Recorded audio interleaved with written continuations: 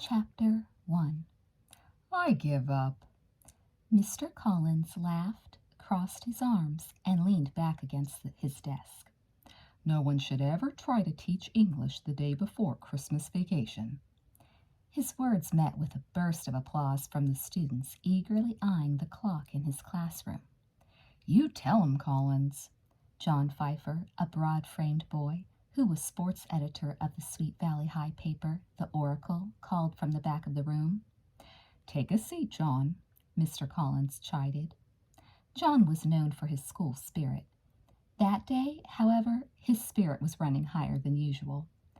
But Mr. Collins was far too good with students to object to the merriment he was witnessing. Blond, blue-eyed, with little wrinkles around the corners of his eyes that showed when he smiled, Mr. Collins was one of the most popular teachers at Sweet Valley High. Some of the girls insisted he looked like a movie star, but that wasn't the reason why he won the Best Liked Teacher award year after year. Mr. Collins was an excellent sport. He knew when to be stern and when to relax. And that day, with a big Christmas party in the gym ready to start any minute, he knew enough not to expect anyone to concentrate on the crucible. Ow! Elizabeth Wakefield cried involuntarily as a wad of paper hit her in the neck. Her blonde ponytail fell forward as she leaned over to pick it up. Smoothing out the paper, she saw that a message was scrawled in red magic marker. Liz, be my secret Santa, the note read. Love, John. Elizabeth bit her lip to keep from laughing out loud. John was absolutely impossible. He knew she was helping Mr. Collins assign secret Santas at the Christmas party that afternoon, and ever since he found out that she'd be matching people up, he'd been bugging her with silly notes. They were good friends, and they both worked on the Oracle, so Elizabeth didn't take the notes seriously. She was glad Mr. Collins had singled her out to help him with the secret Santa lists. If it weren't for the reporting she'd done for the Oracle, for which Mr. Collins was the faculty advisor, she probably wouldn't have gotten the chance. Because she wrote the Eyes and Ears column each week, as well as some other articles, she had become very close to Mr. Collins. Be my secret Santa, Elizabeth murmured, rereading John's silly note. She smiled. Elizabeth adored Christmas. A holiday atmosphere had gradually pervaded the entire school, making her excitement grow. That afternoon, her brother Stephen was coming back from college, and the Christmas vacation would start in earnest. It was going to be the best Christmas ever for Elizabeth and her twin sister, Jessica. They'd been planning it for ages, and Elizabeth was sure everything would go exactly as they'd hoped. Liz, she heard a familiar voice hissing urgently. Are you dreaming or what? Elizabeth spun around to see her friend, Olivia Davidson, smiling at her. Olivia was also on the Oracle staff. You looked so funny. What were you thinking about, staring off into space like that? Elizabeth burst out laughing. Don't tell me the bell rang already, she said, watching her classmates getting up from their desks and frantically getting their things together. You weren't in that much of a daze, Olivia reassured her. No, Mr. Collins just said we could all head over to the gym 10 minutes early. We're not getting any work done anyway. Olivia, Elizabeth said happily, don't you just love Christmas? I feel like I've got an overdose of Yuletide cheer or something this year. Olivia's eyes sparkled happily. I don't suppose, she suggested, dropping her voice, that has anything to do with a special Christmas visit from someone named Todd Wilkins, does it? It may, Elizabeth said, smiling. How many days now? Olivia pressed as they headed for the door. 3, Elizabeth said. It was Friday. Christmas was still 10 days away, but Monday Todd was coming back to visit. It had been so long. Elizabeth tried to imagine what it would be like to feel his arms around her, to feel his gentle kiss on her lips. Elizabeth and Todd had met each other at Sweet Valley High, and they had quickly fallen in love. Todd was such a wonderful guy, she thought, stopping by Olivia's locker and leaning against another locker as she remembered his warm, coffee-brown eyes, his tall basketball player's build, his thick brown hair. Elizabeth had felt as if her world was collapsing when Todd's father was transferred to Vermont. Vermont! It seemed like the other side of the world. They were both broken-hearted. They had done everything they could do to adjust to the move, but distance, they had both discovered, didn't make the heart grow fonder. Long-distance love was hard. It made them both lonesome and sad. And now Todd was coming back for a visit for 2 whole weeks. Elizabeth sighed almost involuntarily. What would it be like, she wondered? How would it really feel to see Todd again after such a long time? She was almost as nervous about seeing Todd as she was excited. What if they'd grown apart? What if the magic wasn't there anymore? Elizabeth, a grumpy voice said, less than an inch from her ear. Elizabeth's eyes flew open. I can't believe it, Jessica moaned and turned to Olivia as if to get some sympathy. I have some kind of zombie for a twin. She stands around in the hall with a dumb expression on her face all day. Jess, Elizabeth cried, throwing both arms around her twin. It's almost Christmas. I know, Jessica giggled and tried to disentangle herself. How long has she been like this? She asked Olivia, her aqua eyes sparkling. The Wakefields looked at each other, conspiratorial grins spreading across their faces. There was nothing they loved better than teamwork. It was easy to see why. A passing stranger would have stopped in his tracks, thinking his eyes were playing tricks on him, because the 2 girls looked exactly alike. They were both slender and 5'6" tall. They both had sun-streaked blonde hair that cascaded gently to their shoulders, and wide-set blue-green eyes fringed with long lashes. Usually the twins dressed very differently. Elizabeth preferred classic, tailored clothes, and Jessica liked whatever was in the latest issue of her favorite fashion magazines. But that day they were wearing matching outfits, navy cotton skirts and light blue short-sleeve sweaters that showed off their tans perfectly. Even the gold lavaliers dangling from their necks were identical, presents from their parents on their 16th birthday. Hey, you 2, Olivia said. What's with your outfits? You're not planning something, are you? She added, her eyes narrowing. Elizabeth burst out laughing, and Jessica joined in. Of course not, Jessica scoffed. She and Elizabeth had been known to trick people in the past, but only when they were really in trouble. That is, only when Jessica was really in trouble. For despite their appearance, Jessica was as different from Elizabeth as night from day. Elizabeth was the more serious twin, always volunteering for things and joining committees and working on her writing. Even boys were serious as far as Elizabeth was concerned, a concept Jessica found hard to imagine. She couldn't believe Elizabeth would want to keep up a relationship for so long, especially when Todd was away in Vermont. Sure, Todd was good-looking and everything. Jessica wouldn't deny that. But Elizabeth was so earnest. Jessica liked things to be fun. Fun was her philosophy for everything, from cheerleading to parties to afternoons at the beach. If something wasn't fun, she didn't want any part of it, and if it was fun, it was worth taking a risk for. That meant she got into scrapes from time to time, but she'd always gotten out of them in the end, with Elizabeth's help and lots of luck. Why else would you 2 dress like carbon copies? Olivia demanded. You've got to be up to something. You tell her, Jessica said, her eyes lighting up as she caught sight of a tall, blonde boy on the other side of the hall. I've got to run. I'll see you 2 at the party. Looks like Jess is on the prowl, Elizabeth laughed. Isn't that the exchange student who just arrived from Germany? Olivia nodded. His name is Hans. He's trying to improve his English. But even with the language barrier, your twin never seems to have trouble, she commented wryly. Elizabeth smiled. She worried about Jessica from time to time, but she adored her sister and wouldn't let anything in the world come between them. And she knew Jessica felt exactly the same way about her. We're having our picture taken together at Hunt's Photography this afternoon, she confided as the 2 headed for the gym. It's going to be our Christmas present for our parents this year. We thought it would be fun to dress alike. Mom and Dad had a portrait done of us when we were little girls, and we were wearing navy skirts and white blouses, so we thought we'd dress the same way for this picture. Your parents will love it. I hope so, Elizabeth laughed. It was hard to convince Jess to come to school dressed so simply, especially on the day of the Christmas party. Liz, Mr. Collins called, hurrying over to greet the girls as they entered the crowded gym. I need your help on the Secret Santa assignments. It looks like the natives are getting restless. Secret Santa was an important part of Christmas time at Sweet Valley High. Every student in the school was given another student's name on a slip of paper.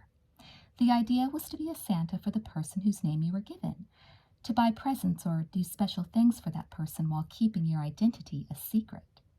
At the same time, someone else was being a Secret Santa for you. This went on for an entire week, until the Christmas dance, when all Santas revealed their identities at the stroke of midnight. Elizabeth was convinced this year's Secret Santa week would be better than ever. For one thing, Bruce Patman had offered to have the Christmas dance up at the Patmans' mansion.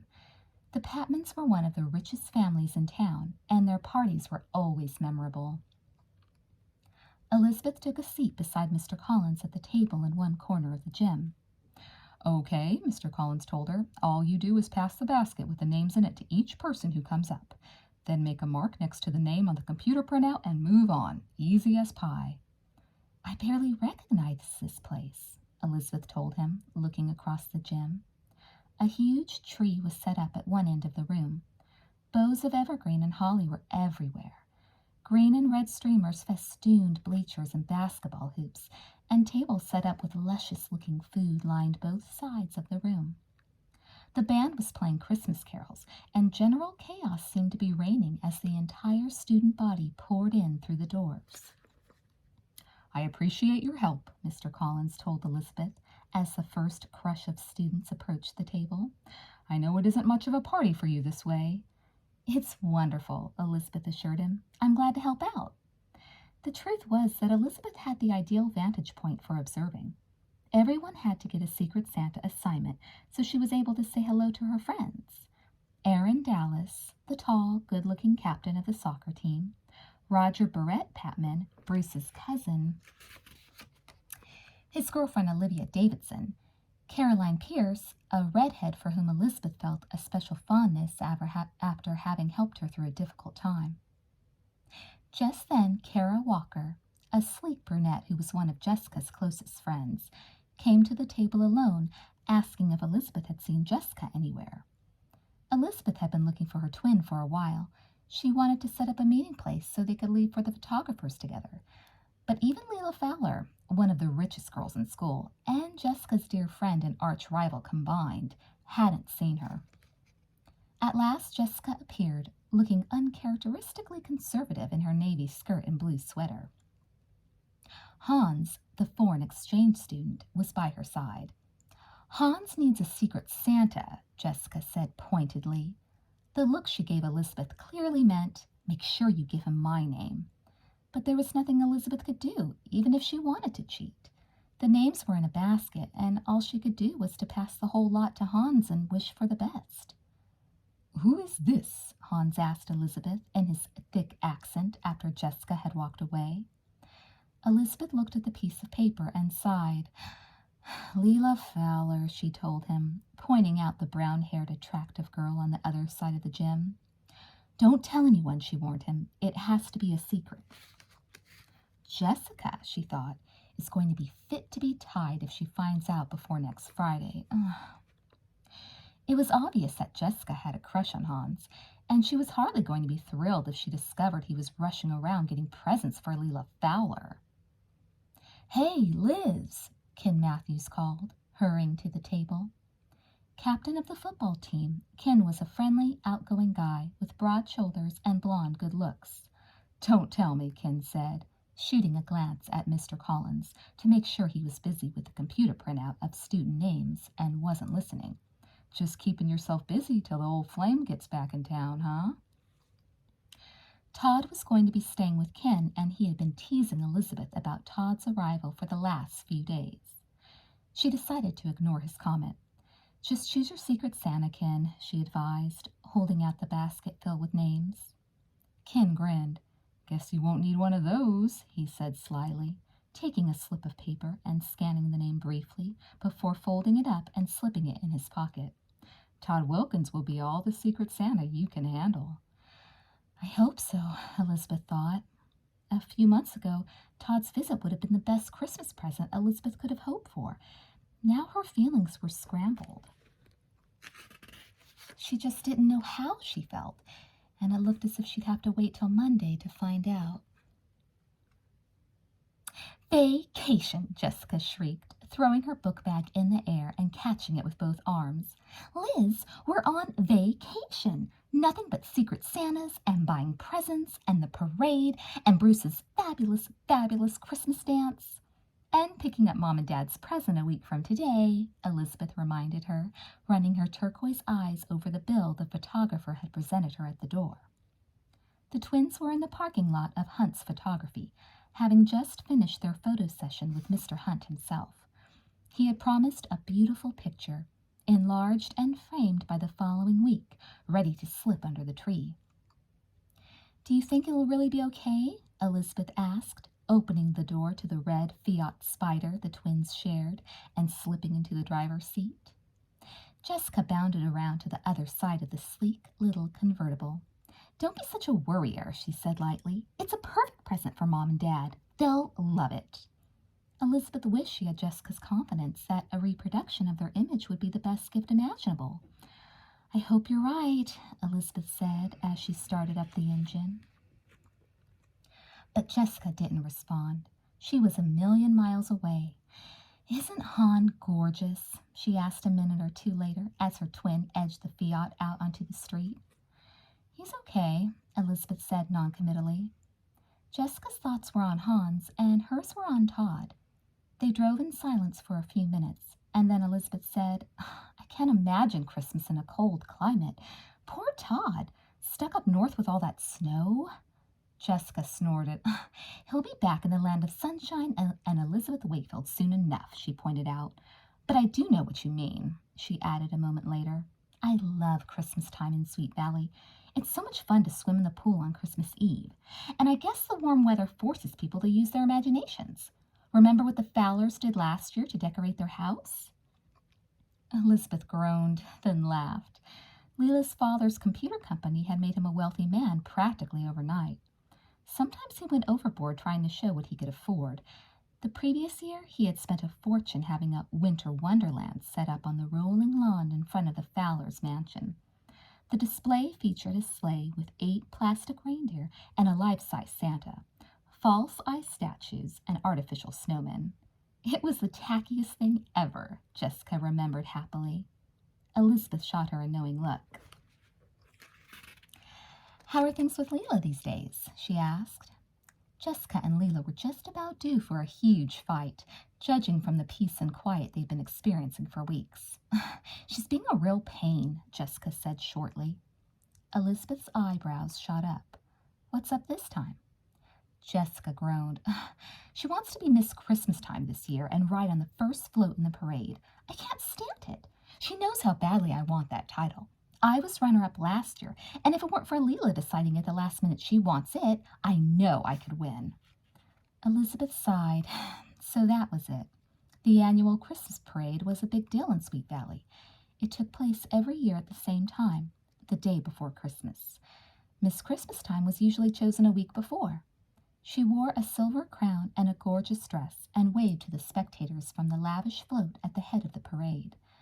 Personally, Elizabeth couldn't imagine anything worse than smiling and waving for hours, but she could see how badly Jessica wanted to win. I wouldn't worry, Elizabeth said. If I were a judge, I'd choose you over Leela any day. Well, the decision will be made tomorrow, Jessica told her. I have to be at the Civic Center tomorrow afternoon at 3:30. The judges ask us all a bunch of questions, and there's a short runway competition, and then we'll know. The twins had reached the Wakefield's driveway, and Elizabeth felt a surge of relief as she parked the Fiat in front of the attractive, split-level home where they lived. It was Christmas vacation, honest and truly Christmas vacation. Now she could relax, catch up on everything with Stephen, and wait for Monday. Hey, Jessica said suddenly, getting out of the car. You never told me who you got for Secret Santa. That's why it's called Secret. She had drawn Aaron Dallas's name out of the hat, but she didn't see why she should tell her twin about it. I got someone impossible, Jessica told her. Absolutely impossible. It's... Jess, Elizabeth wailed. Don't tell me. You're not supposed to... Bruce, Jessica continued. Bruce Patman. What in the world do you give to a guy who already has everything? Jessica sighed as the girls walked in the house together. It depends, a deep voice answered. How about a Christmas hug? Steve, the twins cried in unison, throwing their arms around their brother. When did you get home? Elizabeth asked, stepping back to look her brother over from head to foot. He looked terrific, as usual. With his dark brown hair, brown eyes, and athletic build, he was the image of Mr. Wakefield at 18. About an hour ago, Stephen told her, disentangling himself from Jessica's exuberant embrace. We're so excited, Jessica shrieked. I'm going to win the Miss Christmas title, and we've got Secret Santas. And Steve, there's a wonderful Christmas dance you have to come to a week from tonight. It's up at the Patmans, and...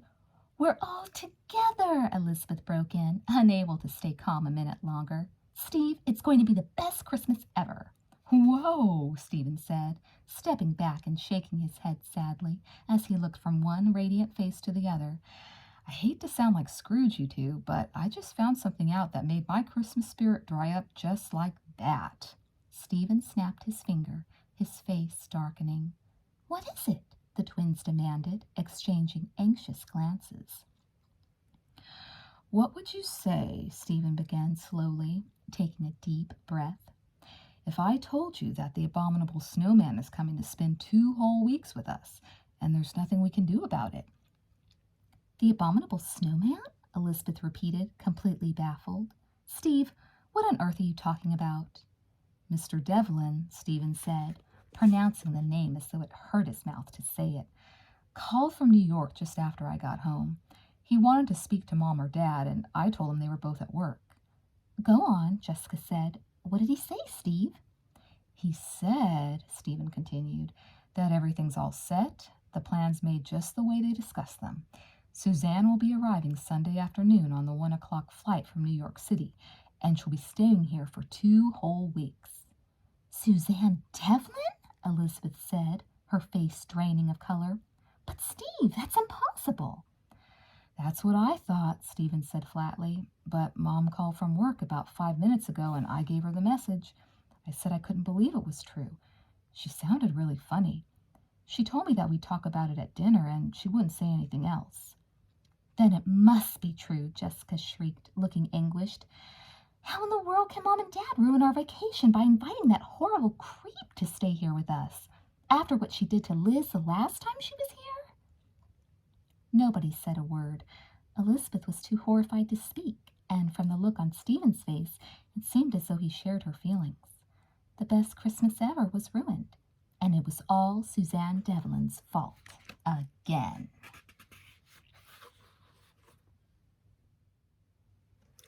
Chapter 2. Elizabeth was lying on her bed upstairs, her head in her hands. How can Mom and Dad do this to us, she wondered, shaking her head in disbelief. Suzanne Devlin. It can't be happening, Elizabeth repeated for almost the 100th time. It just can't be. This is a bad dream, and any minute I'll wake up and laugh at myself for having believed anything this rotten could happen. But Elizabeth knew she wasn't dreaming, and until her parents got home from work, all she could do was wait with the questions she had. Wait and remember. Suzanne Devlin was 16 years old, the same age as the twins. All their lives the twins had heard their father talk about Tom Devlin, and they'd always look forward to meeting him, and especially to meeting his daughter. Tom Devlin had gone to college with Mr. Wakefield, and they had remained friends over the years, although they lived in different cities and had pursued very different careers. Ned Wakefield was a successful and hard-working attorney, deeply dedicated to the law, but as he often told the twins, his family came first to him. Mr. Devlin had always sounded terribly glamorous to the twins.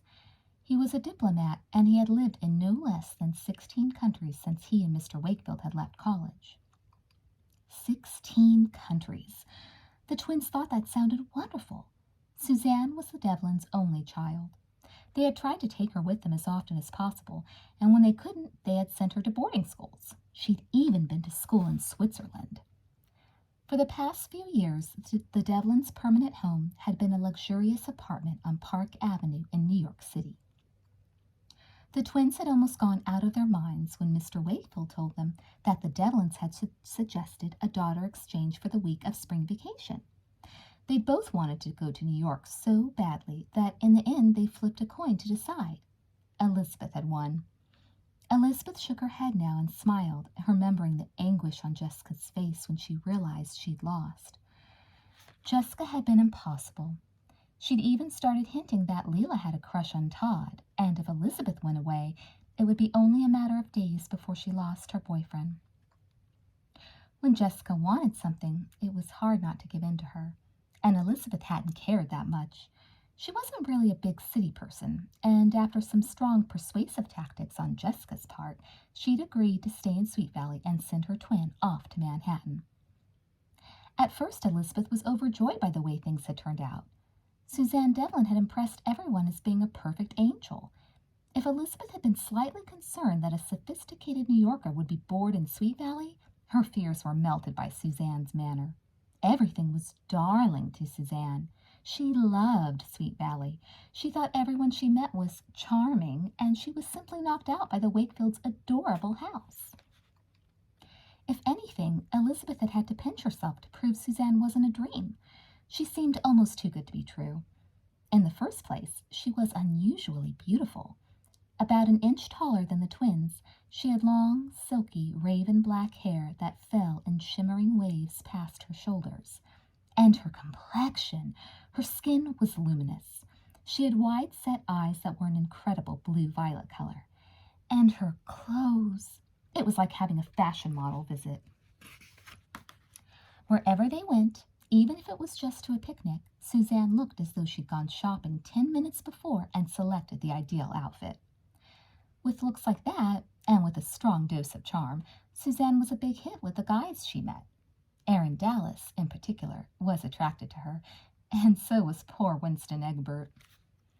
Elizabeth couldn't fault Aaron or Winston for being enthralled by Suzanne. Elizabeth had been more charmed than anyone. How could she help it? She'd been nervous about meeting this big city girl, and Suzanne couldn't have been friendlier or more helpful. She jumped up to do the dishes every night after dinner. She thanked the Wakefields constantly for everything. She was fascinated by everything Elizabeth did, and all Elizabeth's friends struck her as so wonderful that she made a special effort to get to know them all better. I was such a fool, Elizabeth remembered. I really fell for it. The first hint that something was wrong came on the day Elizabeth's gold lavalier was missing. That necklace meant the world to her. She always took special care to leave it on her dresser at night so it wouldn't get tangled when she slept. She had gone crazy when she couldn't find the necklace. She looked everywhere for it, and Suzanne had searched too, or so she'd said. Then there had been the horrible incident with Mr. Collins. That was the worst thing Suzanne had done, and Elizabeth would never forgive her for it. Never. Suzanne had liked Mr. Collins from the day she met him. Everyone liked Mr. Collins, and Elizabeth didn't think anything of it. But Suzanne had more than the ordinary kind of affection in mind. She did everything she could to get Mr. Collins to pay attention to her. She even faked drowning at a class picnic so he'd swim out and rescue her. Again, at the time, Elizabeth had thought nothing of it. She'd forgotten that Suzanne was an excellent swimmer. How could she suspect someone who was so charming, so kind, of having ulterior motives? As everyone else, Elizabeth had believed the incident was an accident. Then one night, Suzanne persuaded Elizabeth to let her babysit in Elizabeth's place for Teddy Collins, Mr. Collins's adorable 6-year-old son. Elizabeth knew she shouldn't let Suzanne fill in for her without consulting Mr. Collins first, but Suzanne seemed so trustworthy, so responsible. That night was the beginning of one of the worst times ever for Elizabeth. Suzanne came home in hysterics, her blouse torn and her hair unkempt. She told Elizabeth and the Wakefields that Mr. Collins had forced himself on her, started kissing her, trying all sorts of things. It was horrible. Mr. Collins? No one would have believed it. But one look at Suzanne. And what else could they think? She was the last person they'd suspect of lying. Within days, the whole community was involved in the Collins scandal. It looked as if the most popular teacher at Sweet Valley High was going to lose his job. Deep down, Elizabeth didn't know what to believe. She'd known Mr. Collins for years and had always trusted him. Was it possible he could have done such a thing? Now Elizabeth felt like kicking herself for having been so gullible. But it hadn't been just her. Everyone had been taken in. Suzanne was a marvelous actress. When she wanted to be charming, she could pour it on. If it hadn't been for Winston, no one ever would have found out the truth. But Elizabeth had gone to Leela's birthday party with a good idea that Suzanne Devlin had a few things to explain. Suzanne was leaving the next day, and Elizabeth had decided to place a surprise present in the girl's half-packed suitcase. It was then that Elizabeth had come across her necklace. If Suzanne had lied about her necklace, Elizabeth had reasoned, wasn't it possible she was lying about Mr. Collins, too? At Leela Fowler's party that night, Suzanne was in top form, as usual. Aaron Dallas was doing his best to keep her happy, bringing her drinks and laughing at every joke she made, but it was obvious that Suzanne's act was wearing thin. When Winston Egbert overheard the argument between Elizabeth and Suzanne over the stolen necklace, he decided it was time to expose Suzanne's true nature. Suzanne was dancing with Aaron Dallas, and Winston walked over to them, carrying a full glass of punch. He pretended to trip and spilled the ruby-colored liquid all over Suzanne's white dress. Her facade crumbled. She flew into a tantrum, screaming terrible things at him. Everyone was amazed. Was this the wonderful, considerate, devoted guest they'd been trying so hard to entertain? Elizabeth's head throbbed as she remembered the events of that evening. It had all come out then. How hurt Suzanne had been that Mr. Collins treated her like a child, and how glad she'd been to get back at him. He hadn't attacked her at all. If anything, it was the other way around. It made Elizabeth sick to think about it. I hate her, she thought furiously, sitting up and brushing her hair from her face. I absolutely hate her. Elizabeth had never felt so strongly about anyone. She wasn't used to disliking people. But what Suzanne had tried to do to Mr. Collins was horrible, and it was dishonest, and Elizabeth hated dishonesty. Besides, she reminded herself, she wasn't just dishonest to poor Mr. Collins. She was deceiving all of us, trying to act sweet and helpful when secretly she thought we were a bunch of idiots. And she was dishonest to me. Not just trying to steal my necklace, that was bad enough, but winning me over, making me like her and care about her, and then making a fool of me? For the life of her, Elizabeth couldn't imagine why her parents would agree to let Suzanne come back. And without even asking us, Elizabeth thought. It wasn't like her parents, not one tiny bit. What in the world, Elizabeth wondered, could have made them do something like this to us? And particularly smack in the middle of the most magical holiday of the whole year. As if her twin had been reading her mind, Elizabeth's bedroom door flew open and Jessica rushed in, obviously agitated. "We're not going to take this lying down," Jessica declared, hurling herself onto Elizabeth's bed. "You sound like you're on the set of a Western or something," Elizabeth said gloomily. "What are we supposed to do, Jess? Lock ourselves in our rooms for the whole Christmas holiday?" "Jess is right," Stephen said, coming into the room and sinking down into a chair in the corner by the window. "We've got to do something fast." Elizabeth shook her head, her blonde ponytail bobbing emphatically. "No way," she told them. "You two didn't spend any time with Demolition Devlin, remember? And Jess, you didn't even meet her. There's nothing we can do," she concluded tragically. "But just admit it, Christmas vacation is ruined. 100% completely, totally ruined." Steve had been very busy with a personal problem when Suzanne came, and Jessica had been in New York. Elizabeth had told them both every detail about Suzanne, but they still hadn't witnessed any of her treachery firsthand. "Wait a minute," Jessica said, indignant. "Don't make it sound like I didn't suffer too, Liz. Remember, I was stuck in that morgue of an apartment in New York City. Besides, I got stuck with Suzanne's friends. And believe me, they were worse than Suzanne could be any day. I mean, if she's one bit like them, she must be dreadful. That girl who just spent half her trust fund having plastic surgery on her chin? Look, Stephen said reasonably, you two are assuming that all we can do is wait for Suzanne to descend on us and then put up with her, right? The twins turned to stare at him. What else? Elizabeth demanded.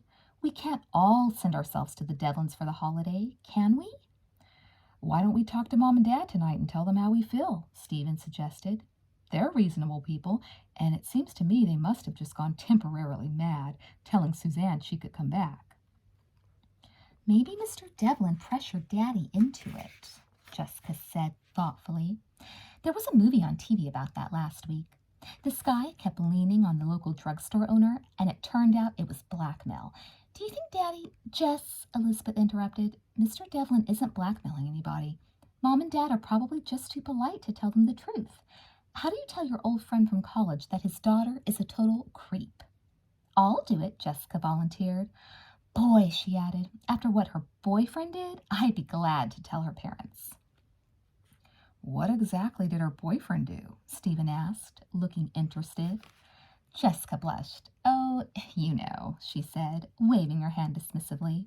He was a complete jerk. Elizabeth gave her a sympathetic smile.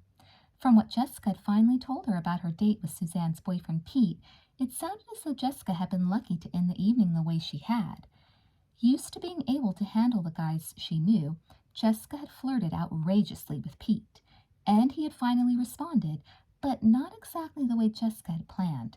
He had practically attacked her, and if the Devlins hadn't come home when they had— The way I see it, Stephen was saying, from everything you two have told me, Suzanne is impossible, just impossible. We've all got a lot of plans for the holidays, and we've been looking forward to the vacation. We can't let this girl come here and ruin the whole thing. Then what, Elizabeth asked, are we supposed to do? Yeah, Steve, Jessica echoed, turning to her brother with an imploring look. You're the one who's in college. You've got to think of a way to save us. I still think talking to Mom and Dad is the best way to go, Stephen told them. We're doing exactly what Dad always says we do, jumping to all sorts of conclusions. Maybe there's a logical explanation for everything. Maybe— Logical explanation, ha, Jessica snorted. Besides, we aren't jumping to conclusions. Unless that call was a prank, Suzanne is showing up here on Sunday for 2 dreadful weeks. It wasn't a prank, Stephen sighed. Mom made that clear when she called. Some help you are, Jessica said. See what a college education gets you? No, Jess, Elizabeth said, sitting up straighter on the bed. I think Steve has a good point. Mom and Dad are always saying how important it is to talk things out as a family, and it looks like this is something that really does need to be talked about. That's right, Stephen said. Maybe Mom and Dad just don't realize how strongly we feel about Suzanne's coming here. Once we make them realize that— They've flipped, Jessica said stonily. They've gone completely nuts. No decent parent in their right mind would inflict this kind of torture on their children. It's inhumane, she concluded lamely, her aqua eyes filling with tears. Okay, Elizabeth said, hugging her sister and shooting a look at Steve. Listen, Jess, you know how much Mom and Dad hate it when any of us makes a scene. We've got to be really calm when we talk about this. We have to make them see how reasonable we are and how unreasonable it would be to let Suzanne stay here. Do you know what I'm saying? Are you saying I shouldn't be honest about my feelings with my own parents? Jessica asked.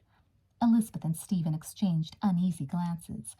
No, Jess, Elizabeth began. That isn't it at all. It's just— Good, Jessica declared, bouncing off the bed and racing for the door. Because I'm furious about this whole thing. Daddy always says we should be upfront about our feelings, and that's exactly what I'm going to be as soon as he and Mom get home. Completely, devastatingly honest. Oh, boy, Stephen sighed as Jessica stormed out of the room. I have a feeling it's going to be hard to keep things reasonable after all. Steve, Elizabeth said, I have a feeling you're absolutely right.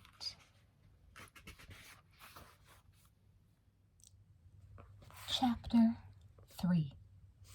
Now listen to me for just 1 second, Mr. Wakefield said firmly, leaning back in his chair and loosening his tie. Jessica, don't you even want to hear our side of the story? Your mother's and mine? The Wakefields were sitting at their favorite booth at Guido's, the best pizza parlor in town. Mr. Wakefield had worked late, and he'd called home to ask the twins and Stephen to meet him and Mrs. Wakefield downtown for dinner. "It'll be fun," he'd said. "We all need to celebrate. You two are done with school, Steve's home, and it looks like I'm done with a case I've been working on for some time." Elizabeth was glad they were eating dinner out. She had a feeling that might diffuse the tension that had built up, since none of the Wakefields liked family arguments in public places.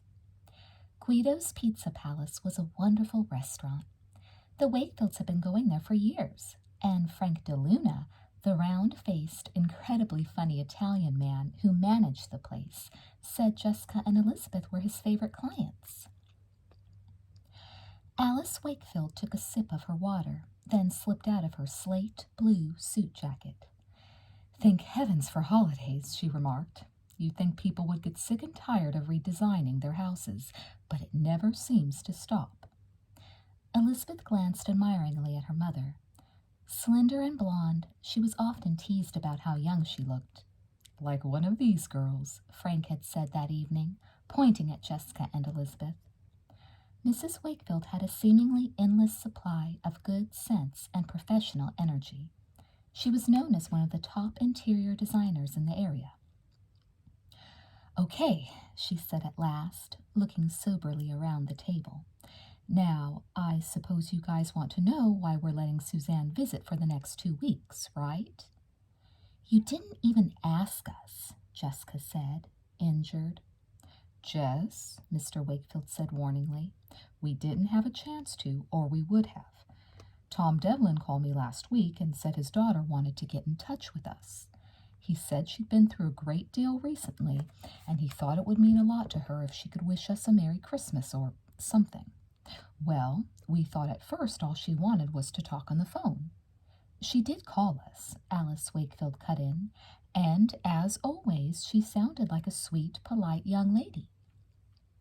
She said she wanted to see us in person to make it up to us all for having behaved so terribly." "I don't buy it," Stephen said flatly, looking up and thanking the waiter who was setting drinks down all around. "What sort of ordeal could she have gone through? And why would she need to come all the way out here to make it up to all of us? It all sounds kind of fishy to me." "It sounds more than fishy to me," Jessica interrupted. Mr. and Mrs. Wakefield exchanged glances. "Look," Mr. Wakefield said, "we feel terrible about imposing Suzanne on you three, but I'm afraid there isn't much we can do about it. Suzanne is intent on coming out here. She's been through a lot, and she wants to prove to you all that she's changed. Don't you feel that she deserves a second chance?" There was dead silence around the table as the twins and Stephen stared at one another. "Dad," Elizabeth began tentatively, "Suzanne did a lot of damage when she was here before. Maybe we sound like we're being selfish, but it really isn't just us we're thinking about. There's Erin Dallas, for example, and poor Winston Egbert. They liked her so much, and she was awful to them. And Mr. Collins." Mrs. Wakefield sighed. "Suzanne knows that. She's already written to Mr. Collins, and he supports her coming out here. Believe me, Liz, we've been over this again and again. That's why we didn't say anything to you about it at first. We thought we could persuade Suzanne not to come, but I'm afraid she's made up her mind. And your father and I are not the sort of people to deny anyone a welcome in our home. We hope you three aren't either." "The pizza's here," Mr. Wakefield said, obviously hoping to lighten the tension that had settled over the table. "It looks wonderful," Elizabeth said, smiling sympathetically at her father. It wasn't her parents' fault, she thought. As usual, they were just trying to be as thoughtful and considerate as possible. It was Suzanne. "Where are the Devlins going to be over the holidays?" Jessica asked, reaching for a thick wedge of Guido's deluxe pizza. Mr. Wakefield set down his glass. "St. Moritz," he said quietly. "You know where that is, don't you?" "Switzerland," Jessica said through a mouthful of pizza. Leela's father goes there all the time. It's a really ritzy ski resort, right? Mr. Wakefield nodded. And Suzanne, he added firmly, doesn't want to go. She wants to come out here. You mean she's only coming out here so she doesn't have to go to Europe? Elizabeth demanded. Your father didn't say that, Mrs. Wakefield corrected gently. For whatever reason, she wants to come out here, and your father and I are asking you to give her another chance, for our sake as well as hers. Elizabeth blinked. Give Suzanne another chance? If it were anyone else, maybe, but not Suzanne. If they gave Suzanne another chance, she'd probably destroy the world. I think it's awful, Jessica said miserably, pulling loose a slice of pepperoni and popping it into her mouth. You think, Mr. Wakefield repeated, what's awful? The whole thing, Jessica cried. Dad, the girl's horrible. She's a thief and a liar and God knows what else. What kind of Christmas are any of us going to have with her on the loose? The whole table was quiet for a minute before Mrs. Wakefield spoke. Jess, she said softly, remember what Christmas is all about? This is supposed to be the time of year when you extend goodwill to people who need it, and your father and I both think Suzanne Devlin is one of those people. Suzanne Devlin, Jessica said gloomily, doesn't exactly need goodwill. What Suzanne needs is a good swift kick in the... Aha! Mr. Wakefield interrupted loudly, ignoring the look on Jessica's face. Just what the lawyer ordered. Another piece of pizza. Elizabeth stared down at the table, trying not to let her unhappiness show in her face. Her parents might be right, she thought, swallowing in an attempt to make the lump in her throat go down. This was Christmas time, after all, and people were supposed to be more generous and loving than at any other time of the year. It sounded as if Mr. Collins had forgiven her, which was just like him. But Elizabeth couldn't help feeling he and her parents were sadly mistaken if they really believed Suzanne was coming out to Sweet Valley to make up, to say she was sorry. No, the one thing Elizabeth had learned, the hard way, was that Suzanne didn't do anything unless there was something in it for her. Elizabeth didn't know what Suzanne could possibly want in Sweet Valley this time. But unless she, Jessica, and Stephen could devise a good way to stop her, Elizabeth had a feeling it wouldn't be long before they all found out. Later that evening, the twins and Stephen sat in Stephen's bedroom discussing the situation.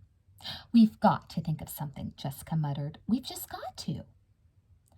Aren't you supposed to be getting your beauty sleep? I thought the selection for Miss Christmas time was tomorrow afternoon.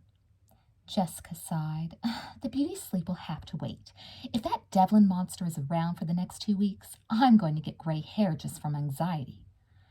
Jessica's right, Stephen said. I hoped Mom and Dad would be reasonable, but they seem to have gone off the deep end. We're just going to have to take matters into our own hands. Liz, Jessica shrieked, grabbing her sister's hand, I've got a wonderful, wonderful idea.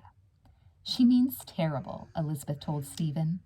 Meet my twin sister, the Grinch. I'm serious, Jessica gasped. Where are Mom and Dad? She demanded, jumping up to close the door to Stephen's bedroom. Downstairs, Elizabeth told her. Why? I've really got a good idea. I can't believe we didn't think of it ages ago. Liz, can you sneak downstairs and get the Devlins' phone number? Why? Elizabeth demanded. Trust me, Jessica said. Dad keeps his address book in the desk in the study. I'll get it, Stephen said.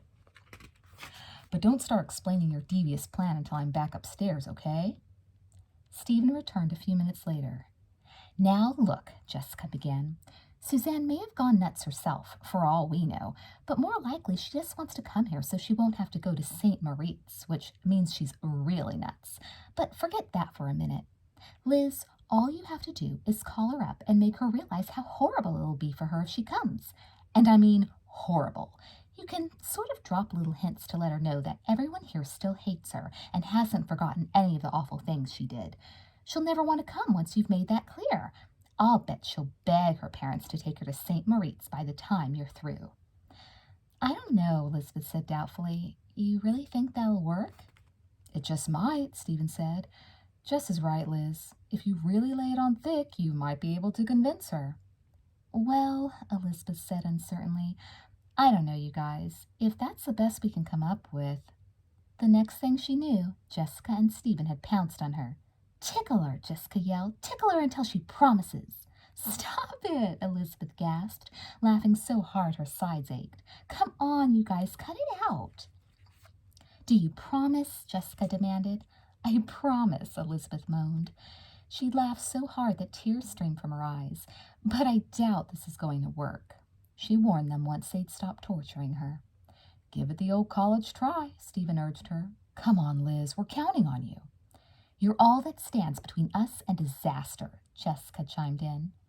I'm calling from my room, Elizabeth said, standing, or you guys are going to make me crack up. Call collect, Jessica shouted as Elizabeth opened the door. Elizabeth didn't feel good about what she was about to do, but she couldn't think of a better plan herself, and they had to stop Suzanne from coming. They just had to. Suzanne, it's Elizabeth Wakefield, Elizabeth said several minutes later, her bedroom door tightly closed. Liz, Suzanne shrieked, I'm so glad you called. You are? Elizabeth asked dumbly. I mean, how are you? She asked quickly. I'm fine, Suzanne said dismissively. But how are you, Liz? It's been so long since we've talked to each other. Not long enough for me, Elizabeth thought. She took a deep breath. My parents told us tonight that you're thinking of coming out here for the holidays, she began, toying nervously with a pencil on her nightstand. That's right, Suzanne said. If you'll even have me, that is.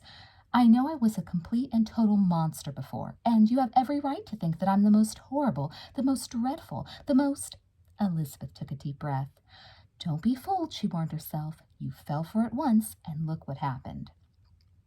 You know, Suzanne, she interrupted. Jessica, remember my twin sister who came out to stay with your parents? Jessica and I were just talking about your arrangements, and we thought you'd be really bored here over Christmas. It really is dull here, you know.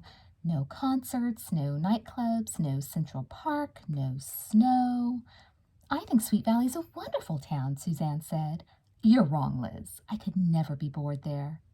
But this Christmas, Elizabeth continued, things are going to be particularly bad. I mean it, Suzanne. How could things in Sweet Valley ever be bad? Suzanne asked. They'll be more than bad the minute you turn up, Elizabeth thought. They'll be rotten. Suzanne, she said calmly, everyone's already got plans set up for the next 2 weeks. I know that I'm going to be really too busy to spend very much time with you at all. Don't you think that maybe later in the year, say sometime next summer? Liz, Suzanne said, I want to come out and see you. Are you trying to talk me out of it? Elizabeth bit her lip. Remember what Mom said tonight at dinner, she told herself, unhappily. Maybe Suzanne really has changed. But memories of Suzanne's last visit flooded back, and Elizabeth's resolve strengthened. I'm just trying to do what would be best for everyone, she said honestly. And, well, Suzanne said briskly, I know I can't convince you on the phone that things are different now, and that's why I've got to come out. Believe me, Liz, you won't be sorry. But you'll be so bored, Elizabeth repeated, and so lonesome, so far away from your friends. I've never been so excited about a trip before, Suzanne said warmly, ignoring what Elizabeth had said. And I want you to tell Jessica that too. I'm going to make everything up to all of you. Absolutely everything. Just you wait and see. Elizabeth felt sick as she replaced the receiver on the phone. She couldn't believe it. She wasn't sure why Suzanne was so eager to come out to Sweet Valley for the vacation, but she recognized the tone in her voice and knew the girl must have some ulterior motive. She had sounded so winning, so charming, just like the girl who had won over the whole town, then caused so much trouble. They had to come up with some way to stop her from coming. Fast. Okay, so our first plan failed, Jessica said philosophically. Jessica, what are you doing? Elizabeth asked, watching in disbelief as her sister squeezed out 2 wet tea bags into a bowl, lay down on Stephen's bed, then placed the tea bags on her closed eyes. Puffiness, Jessica told her. Something in the tea makes your eyelids unpuff. I've got to look my best tomorrow, she reminded Elizabeth. Suzanne Devlin or no Suzanne Devlin, I want to be on that float next Saturday. It failed miserably, Elizabeth sighed.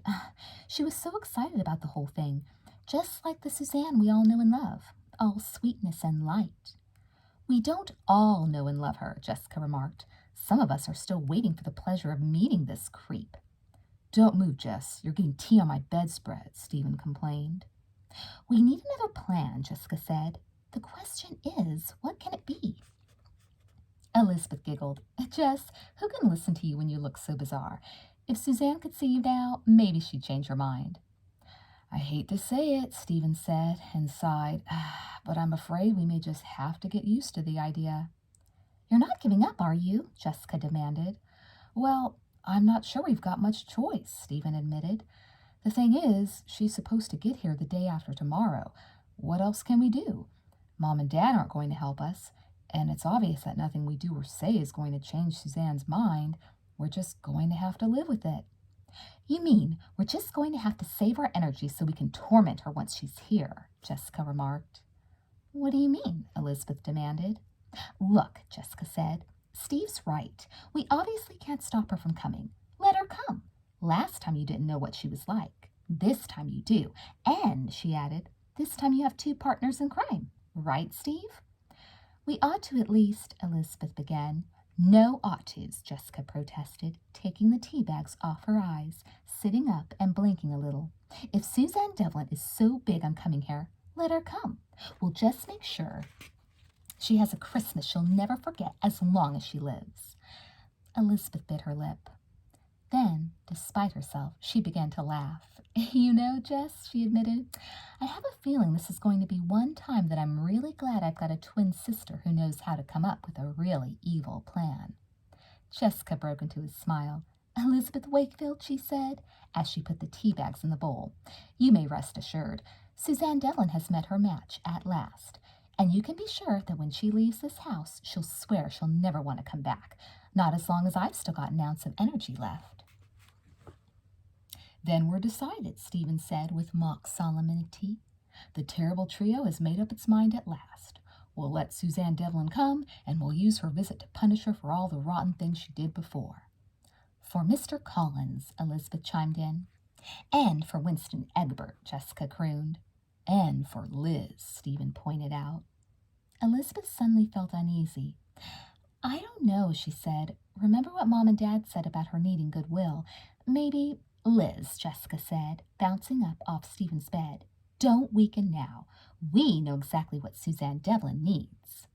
And, she added with a devious smile, we're going to make sure she gets it, right? Right, Stephen seconded enthusiastically.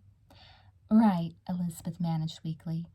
Suzanne, she thought, I didn't realize it, but I did you a favor by warning you. If you only knew what's good for you, you'd stay far away. Chapter 4. Elizabeth and Stephen were sitting together at the kitchen table early Saturday morning, comparing lists of possible Christmas presents. They had just finished breakfast. Stephen had made pancakes, and now they were getting down to the serious question of what to give whom. What about Todd? Stephen asked curiously. What are you going to get him? Or have you already got something picked out? Elizabeth shook her head, her blonde hair tumbling around the shoulders of her terry-cloth bathrobe. Stephen had just struck a nerve. For weeks she'd been wondering what sort of gift to get for Todd. The truth of the matter was, she just didn't know. I don't want to get him something silly. I care about him too much for that, she confided. But I don't know. Now that he's so far away, I'm not sure it would be appropriate to get him something expensive. I was wondering about something like a wallet, but I thought... Her voice trailed off, and she shrugged. Stephen leaned back in his chair. Is it my imagination, or do I detect a note of confusion in my younger sister's voice? It's hard, Elizabeth said softly. Before, Todd and I knew exactly where we stood. He and I were inseparable. And now... Are you two as close as you used to be? Stephen asked. Elizabeth was quiet for a minute. I think so, she said tentatively. We're close, but... But, Stephen repeated, his eyebrows lifting. Elizabeth shook her head. Sometimes I'm not sure what kind of closeness it is anymore, she admitted. I love getting letters from him, and when he calls, it's still the high point of the day. Todd's been my best friend, my best male friend, for ages. But sometimes lately I wonder. You think the romance is turning into friendship? Stephen asked gently. Elizabeth thought for a few minutes. I really don't know, she said at last. I guess we've been so far away from each other that neither of us really knows what we feel. All I can tell you is that I can't wait to see him again to find out. I've missed him so much. I'm hopeful for you two, Stephen said softly, affectionately rumpling Elizabeth's hair. I know the distance makes everything hard, but if any couple can pull through it, I think you and Todd can. Still, Elizabeth mused, I don't know what to do about a Christmas present. Somehow I just don't really feel right giving him a wallet. I need to think of something a little less extravagant, and I just don't know. Don't know what? Jessica demanded from the doorway. What? Stephen gasped, doubling up with laughter. In God's name, are you doing in that costume, Jess? Have you completely and totally lost your marbles, or is this supposed to be some kind of joke? Elizabeth spun around to see what her brother was laughing at. I don't believe it, she gasped, her hand flying to her mouth as her blue-green eyes widened with astonishment. Jessica was dressed as an elf. She was wearing Kelly green tights and green slippers with curled-up toes and bells jangling from their tips. She had made a strange little suit out of a green plastic garbage bag, cutting leg holes in the bottom and armholes in the sides and stapling the whole thing up at the shoulders. Something, probably newspaper from the look of it, was being used as stuffing to make her look round. Underneath the sack, she wore a red long-sleeved t-shirt. There was green paint on her face.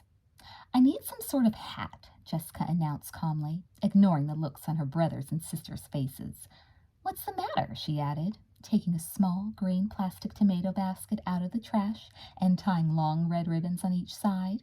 Hasn't either of you ever seen an elf before?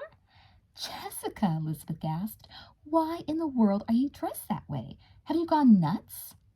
It just so happens, Jessica said haughtily, placing the plastic basket on her head like a hat and tying the ribbons underneath her chin, that I have volunteered to be an elf at the mall today. I'm going to help Santa pass presents out to all the little kids. Why? Stephen asked, wiping tears of laughter from his cheeks. I thought you were going to be Miss Christmas time today and wear tea bags on your eyes. You don't know anything, Jessica retorted. The Miss Christmas time selection isn't until this afternoon. I'll have plenty of time to get out of this costume by then. But Jess, Elizabeth asked, why? This doesn't seem like your idea of a good way to spend a Saturday morning. Not the first Saturday of vacation, anyway. I would have thought. Kara talked me into it, Jessica admitted, traipsing across the room with her curly toes extended. I have to admit I've got misgivings about the whole thing, she added, arranging her stuffing so she could sit down. But Kara was insistent. She was supposed to do it, but she called me late last night and said she couldn't go through with it because she'd come down with a rotten cold. It's a sorority thing, she added, stretching her legs out so the bells rang on her toes. I should have guessed, Elizabeth said. At her sister's insistence, Elizabeth had joined Pi Beta Alpha, the most exclusive sorority at school. But she had never been very involved. She thought most of the girls were snobs, and she was a member in name only. Jessica, on the other hand, was a dedicated member. It never hurts, she once explained to Elizabeth, to stay involved with the prettiest, most fun-loving bunch of girls in the whole school. Don't you realize how much I owe to that sorority? Probably about $17, Elizabeth had said, thinking of the expensive dues the active members were asked to pay at the beginning of each term of school.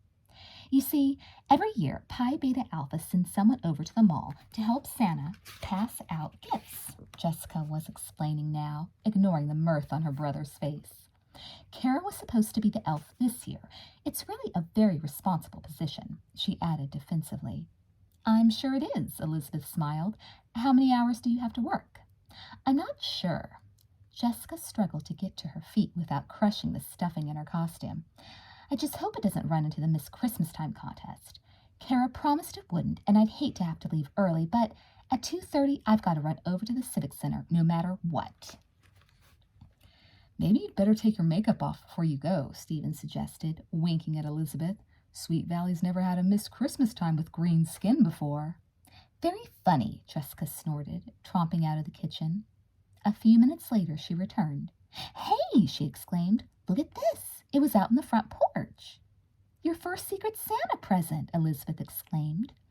It was a small package wrapped in red and green plaid paper with Jessica spelled out across it in green ribbon. "Open it up," Stephen said eagerly. "Come on, Jess. I don't have a Secret Santa, so I have to get a vicarious thrill from yours." But no one had to urge Jessica to open her gift. Within seconds she had torn off the wrapping paper, and she was staring with open-mouthed amazement at a little wooden jewel box not much bigger than her hand.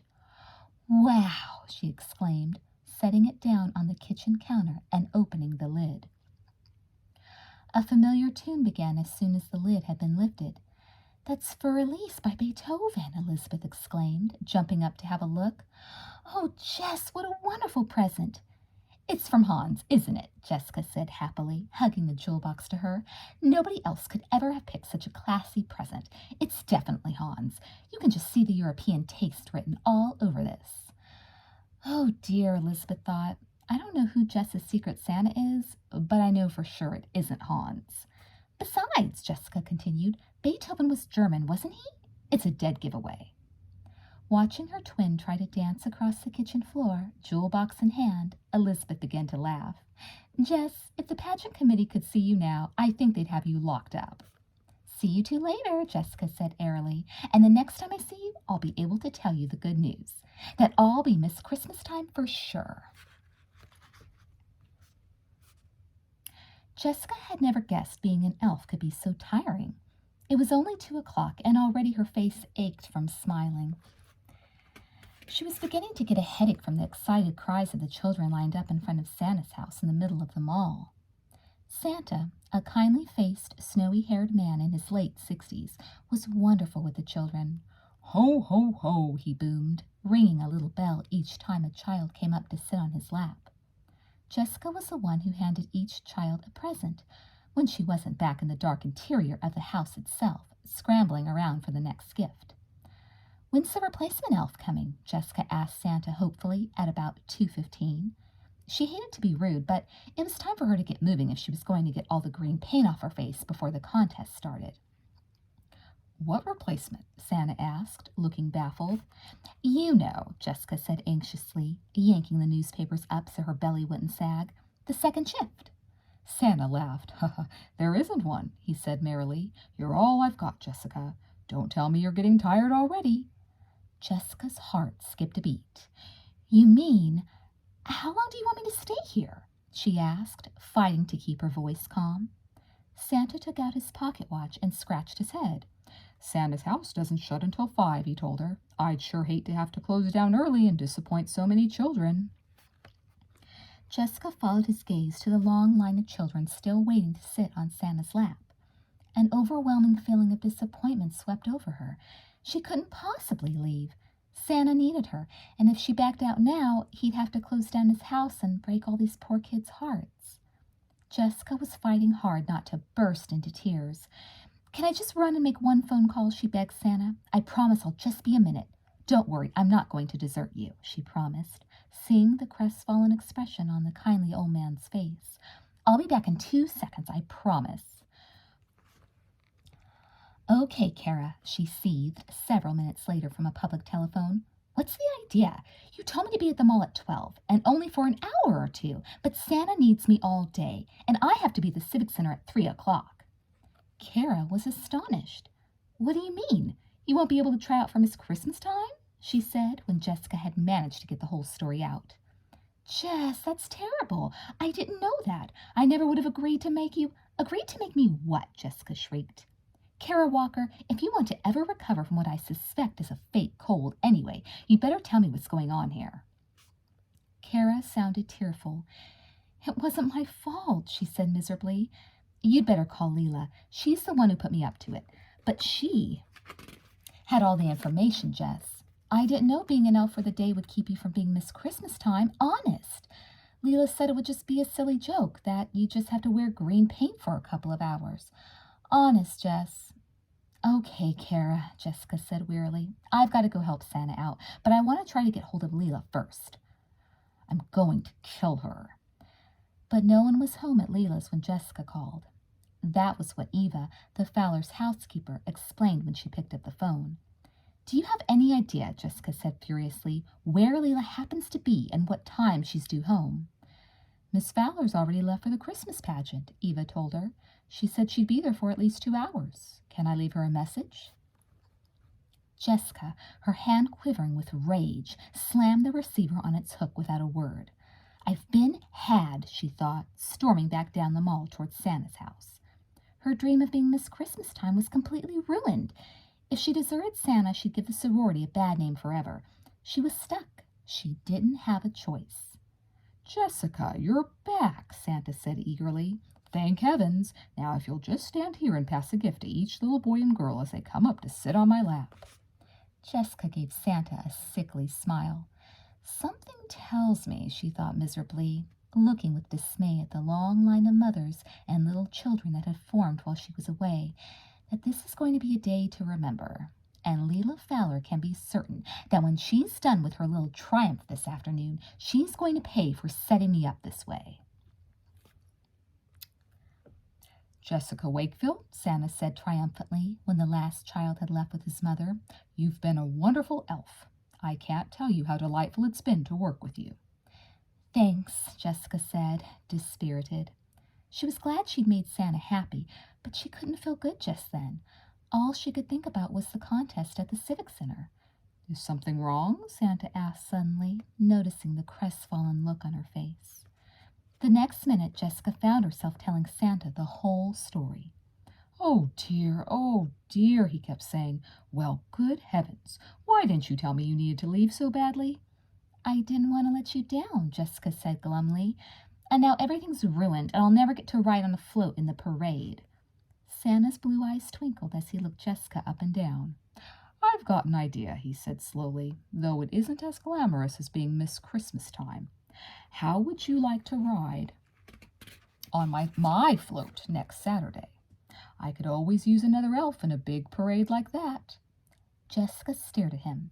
You mean ride on a float dressed like this? She stared down at her curled toes and bulging stomach with disbelief. Why not? Santa asked.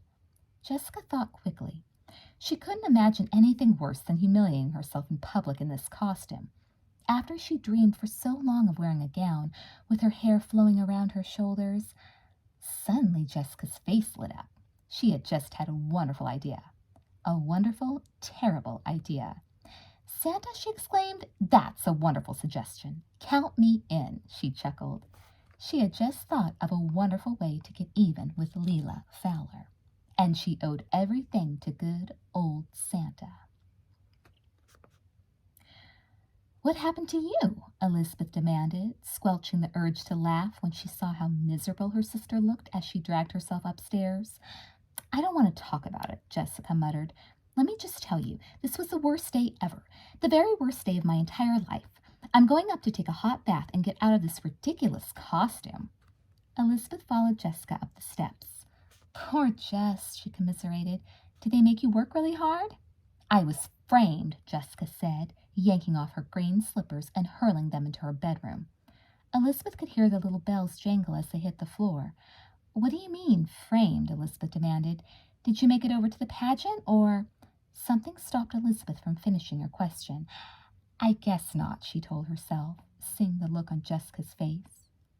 That Leela Fowler, Jessica raged as she went into the bathroom and turned on the water in the tub full force. Then she walked over to the sink and began slathering her face with cold cream. She scrubbed the green paint off with angry motions. She won the stupid pageant, and I hope she's happy. What are you talking about? Elizabeth asked. How could she? She had all the information on being an elf, Jessica told her, and she lied to Kara and convinced her to play a trick on me. Now I'm supposed to be an elf on his float in the parade. Elizabeth fought back the urge to laugh. And Leela won because you were eliminated, she finished, sitting on the edge of the bathtub. You must be really furious. I am, Jessica replied, ripping open the green trash bag and yanking newspapers out. But I've already figured out exactly how I'm going to get even. Which is next week, Jessica explained. Before the parade, I'm going to steal Leela's crown and her dress. And I'm going to dress up as Miss Christmas Time and leave my elf costume right where Leela's dress was, in the changing room at the Civic Center. There'll be nothing she can do about it, because if she makes a scene, everyone will find out what she did. And she'll be too afraid of getting the sorority in trouble if she disappoints Santa. So Leela, Jessica burst out laughing, will have the pleasure of wearing green paint in public, and not me. Elizabeth sighed. You two deserve each other, though I have to admit it's a pretty good idea, she added. What a rat. I can't believe she did that to you. Meanwhile, I'm just pretending to be upset so she won't suspect I'm going to get back at her, Jessica giggled. Girls, Mrs. Wakefield called, knocking on the door. Can I come in? Sure, Mom, Jessica said. What in God's name is all this stuff? Mrs. Wakefield asked, her brow wrinkling with confusion as she looked at the newspaper and the shredded garbage bag strewn on the bathroom floor. I'll clean it up, Mom, Jessica said contritely. It was left over from my elf suit. From your... Mrs. Wakefield shook her head in disbelief. Never mind, she said. Honestly, Jess, this time I think I'd just rather not know. But, Mom, listen, you two. I'm trying to get things organized for Suzanne, Mrs. Wakefield said quickly. I know it's a bit of a sore point, but we need to figure out where she's going to sleep. Jess, I thought maybe you and Liz could double up in Liz's room and Suzanne could stay in your room. Why not? Jessica said, aggrieved. Everything else in the whole world is going so well. Why shouldn't I get kicked out of my room for the whole vacation? Please, Mrs. Wakefield sighed. You're not making this any easier. It's the best place, Jess. She stayed in my room last time, Jessica reminded her mother, and the place smelled like perfume for months. Jess, Mrs. Wakefield said firmly, you've got to try cleaning it up tonight. Honestly, the way it looks right now, I couldn't ask anyone to stay in there. Clothes all over the floor, your entire dresser emptied onto the bed. Jessica looked injured. She was used to hearing her room criticized, but she thought it was wonderful, full of personality. On a whim, she had painted the walls chocolate brown one rainy Saturday, and Elizabeth always claimed that it looked like a cross between a mud pit and a rummage cell. But Jessica didn't care. She liked it just the way it was. I mean it, Jess, Mrs. Wakefield repeated, shaking her head again as she looked at the bathroom. I'm counting on its looking presentable by tomorrow morning. Liz, Jessica gasped as soon as their mother had closed the door behind her. Don't you see how absolutely perfect this is? What? Elizabeth asked. Having to share my bedroom for the next 2 weeks with the jolly green giant? Jessica looked cross. Okay, be that way, she muttered, turning the water off in the tub. Okay, Elizabeth conceded. Tell me what you mean, Jess. I'm all ears. Mom just gave me a brilliant idea, Jessica burst out, her eyes shining. She asked me to get the room ready for Devil-Faced Devlin, right? Right, Elizabeth laughed. So what? So, Jessica said, we'll get it ready. We'll make sure Suzanne has a room waiting for her that she'll never believe. Suddenly, Elizabeth caught on. We'll be little elves, she teased her twin. Secret Santas, Jessica corrected her. Only instead of presents, we're going to give her a lump of coal in her stocking. Burned out bulbs in the lamps, Elizabeth suggested. We'll short sheet her bed, Jessica hissed, and plant horrible things in all the corners of the room. And Jessica, Elizabeth confessed, shaking her head, I'm glad I'm not Suzanne Devlin. That's all I can say. I have a feeling this poor girl is going to go absolutely crazy by the time she's been here 3 days. And I, Jessica said happily, have a feeling that you've never spoken truer words, Elizabeth Wakefield, in your entire life. Suzanne Devlin is in for the worst Christmas holiday she's ever had.